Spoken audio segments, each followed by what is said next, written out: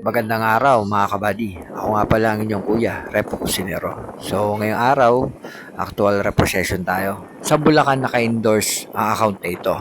Pero na-skip trace ito ng isa sa aming mga TL sa opisina na si Ma'am Lysel Benedicto. O nga pala Ma'am Lysel, shoutout sa'yo.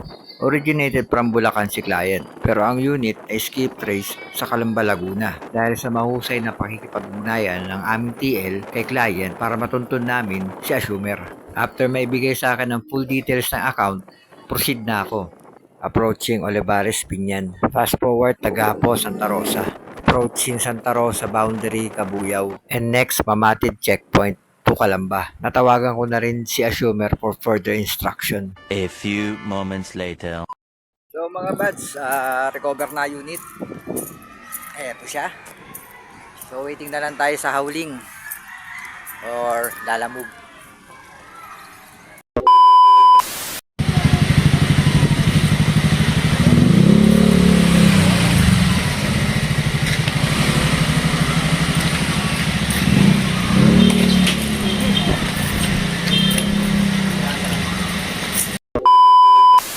So mga buds, tara, proceed na ako sa branch para turn over ang unit. Mabilis lang din ang aming transaksyon ni assumer kaya hindi ganong nahirapan at voluntary surrender naman ang unit at maayos naman kausap.